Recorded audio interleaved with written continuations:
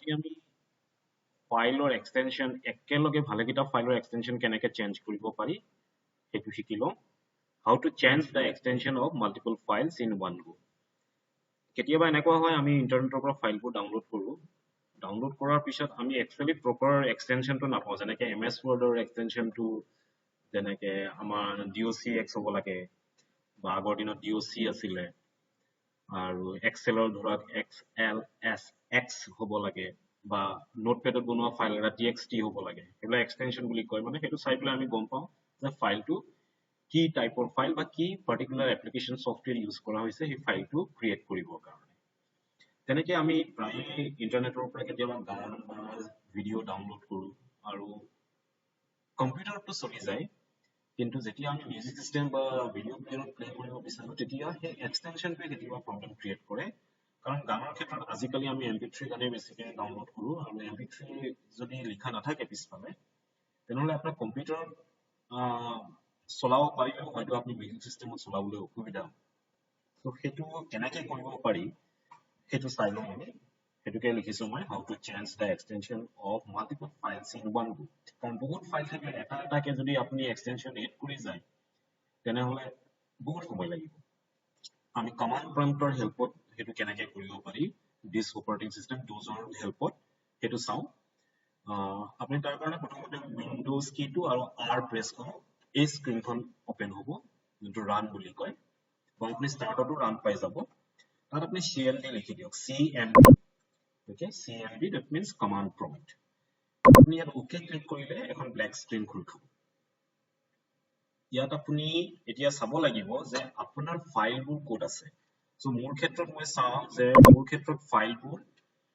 F driver songs বুলি এটা folder আছে তাৰ ভিতৰত এই গানবোৰ আছে কিন্তু ইয়াত যোনটো MP3 ফৰমেট শো হ'ব লাগে আইকনটো যি ধৰণে দেখাব লাগে সেইটো দেখুৱা নাই আৰু আপুনি ইয়াত চাওক টাইপ টু ফাইল বুলি লিখা আছে সো এই গীতবোৰ আপুনি যদি কোনোবা মিউজিক প্লেয়াৰত বজাব খোজে MP3 প্লেয়াৰত বজাব খোজে প্ৰব্লেম ক্ৰিয়েট কৰিব পাৰে আনৰিকগনাইজড বুলি ক'ব পাৰে আনৰিকগনাইজড ফাইল সিস্টেম ফাইলছ বুলি ক'ব পাৰে সো আমি এইখিনি MP3 লে কনভাৰ্ট কৰি দিব লাগে সো MP3 লে কনভাৰ্ট কৰিবৰ কাৰণে একেবাৰতে গোটেইখিনি ফাইল যদি আমি MP3 লে কনভাৰ্ট কৰিব বিচাৰো এটা এটাকেতো আপুনি কৰিব পাৰে এনেকে ধৰক ৰাইট ক্লিক কৰিলে তাৰ পিছত ৰিনেম লৈ গ'ল ইয়াৰ শেষত আপুনি ফাইল নেমটোৰ শেষত আপুনি .mp3 আইকনটো মন কৰি থাকিব দেই এই আইকনটো মন কৰি থাকিব এই এনেকে যে আইকনখিনি আছে এইখিনি মন কৰি থাকিব এতিয়া মই এইটো নতুনকৈ নাম দিলো নহয় ইয়াত এন্টাৰ কৰাৰ পিছতে চাওক আইকনটো সলনি হৈ গ'ল মানে মোৰ কম্পিউটাৰত যেটো এপ্লিকেশন সফটওয়্যাৰ মই ইউজ কৰি আছো গান শুনিবৰ কাৰণে সেই ধৰণৰ হৈ গ'ল সো এই গানটো এতিয়া বাজিব এতিয়া যিকোনো মিউজিক প্লেয়াৰটো বাজিব কিন্তু এনেকে এটা এটাকে যদি মানে 100 200 ফাইল আছে চেঞ্জ কৰি থাকিব লগা হয় তেনেহ'লে বহুত সময় লাগিব সো একেবাৰতে কেনেকৈ কৰিব পাৰি তো আপুনি কি কৰিব আপুনি এই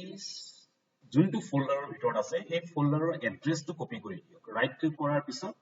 এই মেনুখন ওলাব আপুনি ইয়াত কপি এড্ৰেছ এজ টেক্সট এইটো কপি কৰিব আপোনাৰ কপি হৈ গ'ল এইটো ওকে ক্লিপবোৰ্ডলৈ কপি হৈ গ'ল এতিয়া আপুনি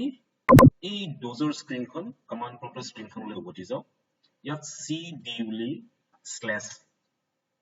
ফৰৱাৰ্ড স্লেছটো দি দিয়ক that is change directory আগৰ দিনত এনেকে ধৰণে কাম কৰিব লগা হৈছিলে মাউস টাউস নাছিলে যে আপুনি ডাইৰেক্ট ক্লিক কৰি পেলাই ফোল্ডাৰ চেঞ্জ কৰিব সেইটো অপচন নাছিলে আগৰ দিনত এনেকুৱা আছিলে দিছ অপাৰেটিং সিস্টেম বুলি কয় এন্টাৰ মাৰক আপোনাৰ তাৰ পৰা ওলাই আহিলে আপোনাৰ ফাইলটো আছে F ড্ৰাইভত গতিকে আপুনি F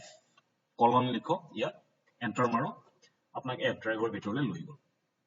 এতিয়া আপুনি সেই ফোল্ডাৰটোৰ ভিতৰত সোমাবগে লাগিব কোনটো ফোল্ডাৰৰ ভিতৰত সোমাব লাগিব এই যে আছে দিছ পিসি ৰুসা F মানে F ড্ৰাইভ মই এইটো ৰুসা নাম দি থৈছো ড্ৰাইভটো আৰু songs এই songs ফোল্ডাৰটোৰ ভিতৰত সোমাব লাগিব আমাৰ অলৰেডি কপি কৰা আছে এইটো আপুনি এতিয়া CD বুলি লিখক again it means change directory space দি পেলাই আপুনি কন্ট্ৰোল V মাৰি দিয়ক যোনটো এড্ৰেছ কপি হৈ আছিল এইটো পেষ্ট হৈ গ'ল এন্টাৰ মাৰক আপোনাক সেই ফোল্ডাৰটোৰ ভিতৰলৈ লৈ গ'ল এতিয়া আপুনি ফাইলবোৰৰ ৰিনেম কৰিব লাগে তো তাৰ কাৰণে ডজৰ কমাণ্ডটো হ'ল REM ইন শৰ্ট ৰিনেমৰ কমাণ্ড এতিয়া আমি সব ফাইলে সিলেক্ট কৰিব লাগে তাৰ কাৰণে আমি কি কৰিম ষ্টাৰ দিম ডট দিম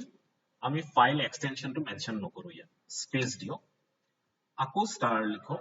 that means যেনেকে ফাইল নেম বিলাক আছে তেনেকেই থাকিব আমাক খালি এতিয়া এক্সটেনশনটো mp3 লাগে তাৰ কাৰণে আপুনি কি কৰক ডট ডিক্লাইন এইবাৰ mp3 বুলি মেনশন কৰক তাৰ পিছত আপুনি এই স্ক্ৰিনখন মন কৰি থাকক এতিয়া মই এন্টাৰ টিপিম ইয়াত মই এন্টাৰ টিপিম আপুনি সেই স্ক্ৰিনখন মন কৰি থাকক